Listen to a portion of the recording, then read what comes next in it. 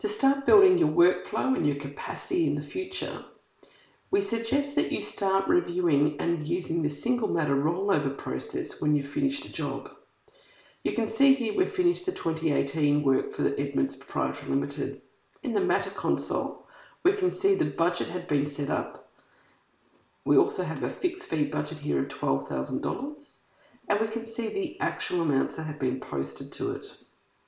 So as the work's been finished and the matter has been billed, you would put your close date in.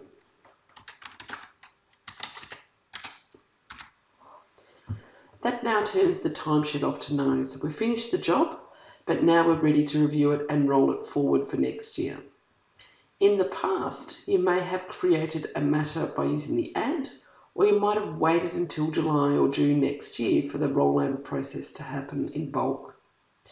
What we're suggesting here is you use this option, which is roll this matter, and as part of ending the job, you set up the budget ready for next year and the capacity that you want to build going forward for this job. You'll see here that the standard matter wizard comes up for the rollover.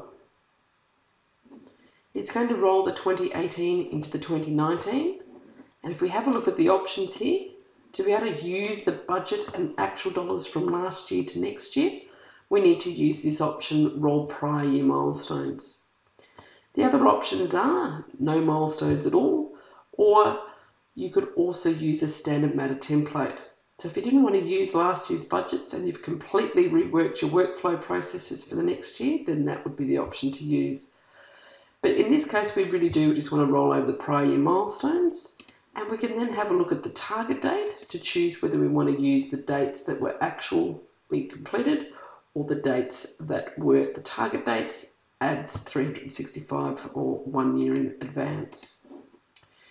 Likewise, with our budget, dollars and amounts, we can use last year's or we could use the actuals from the matter that we're rolling or the budget value.